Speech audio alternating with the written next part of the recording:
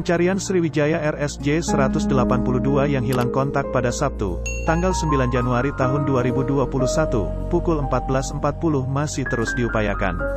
Hingga Senin kemarin pukul 9 pagi, Tim Disaster Victim Identification, DVI, Polri telah mengantongi 40 sampel DNA dari keluarga korban, 16 kantong jenazah, dan 3 kantong properti.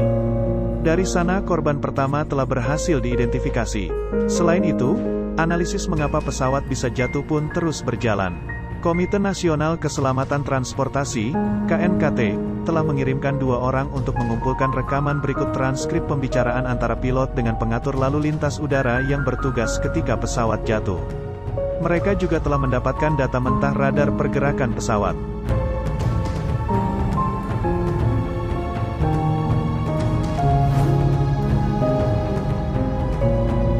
Sementara Basarnas telah menyerahkan komponen yang berhasil ditemukan, yakni Ground Proximity and Warning System, GPWS, radio altimeter, dan alat peluncur darurat.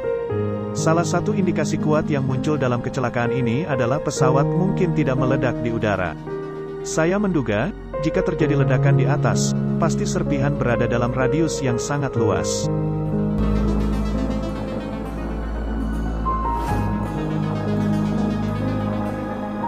Kemungkinan besar pesawat jatuh masih dalam kondisi utuh, kata Guru Besar Fakultas Teknik Mesin dan Dirgantara Institut Teknologi Bandung Hari Muhammad kepada reporter Tirto, Senin.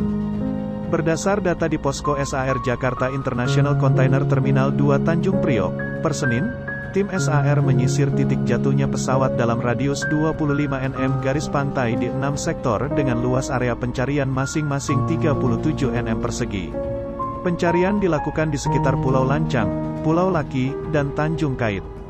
Jangkauan pencarian belum masuk dalam kategori yang Hari sebut radius yang sangat luas.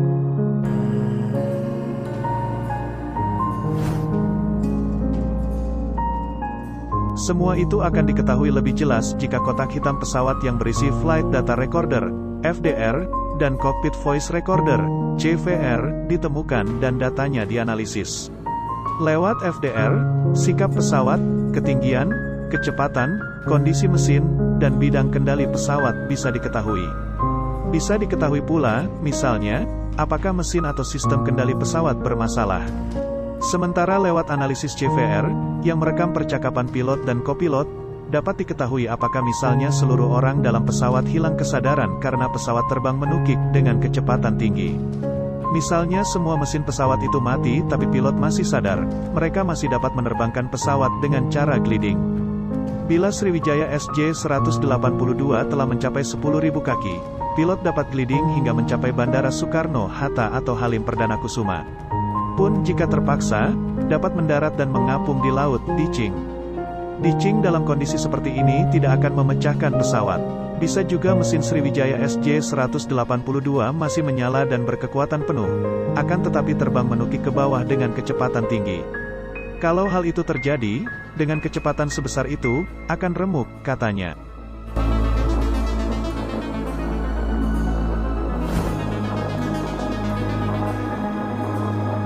Hari mengatakan beban percepatan yang bisa ditanggung oleh pesawat komersial adalah 2,5 G. Sebagai gambaran, pesawat tempur didesain untuk bermanuver hingga 9 G. Lebih dari itu, struktur pesawat komersial bisa rontok. Ketua KNKT Suryanto Cahyono pun membenarkan dugaan ini. Dia bilang pesawat mungkin tak meledak di udara, tapi hancur karena benturan air. Hal ini sementara disimpulkan dari serpihan yang berhasil ditemukan. Menurutnya, serpihan itu tidak hancur mencurigakan, tapi natural karena benturan ke air.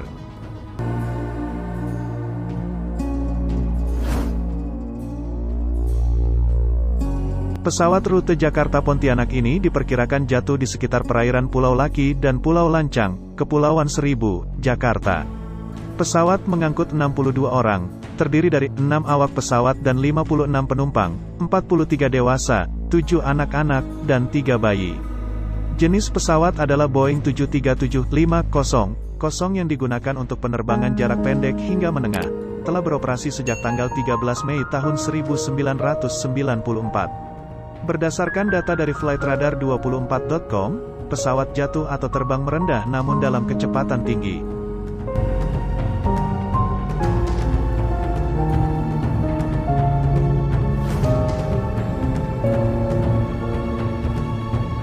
Dari data yang berbasis Automatic Dependent Surveillance Broadcast, ADS-B, pesawat itu diketahui lepas landas dari Soekarno-Hatta pada pukul 7.35 UTC atau pukul 14.35 waktu Indonesia Barat. Lantas pesawat berbelok ke kanan dan mendaki di ketinggian 10.175 kaki ketika melintasi garis pantai pada pukul 14.39 waktu Indonesia Barat. Detik-detik setelah pukul 14.40 waktu Indonesia Barat, pukul 7.40 UTC, menjadi bagian krusial bagi Boeing 737-524 dengan registrasi PKCLC itu. Pesawat berbelok tajam ke arah kanan. Perlahan ketinggian maupun kecepatannya menurun dalam hitungan detik, berikut rinciannya.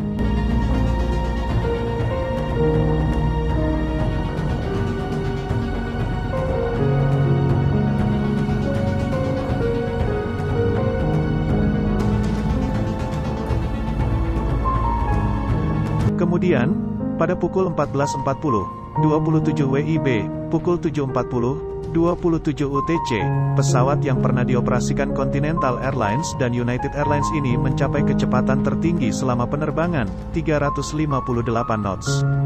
Dalam kecepatan maksimal tersebut, pesawat justru terbang rendah sekali, hanya 250 kaki.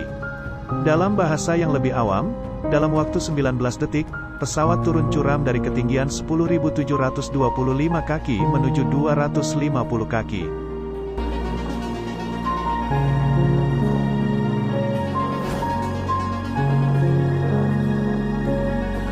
Flight Instructor dan Citation V-Jet Captain Gema Guryadi menyebut data-data ini menunjukkan sejumlah kejanggalan.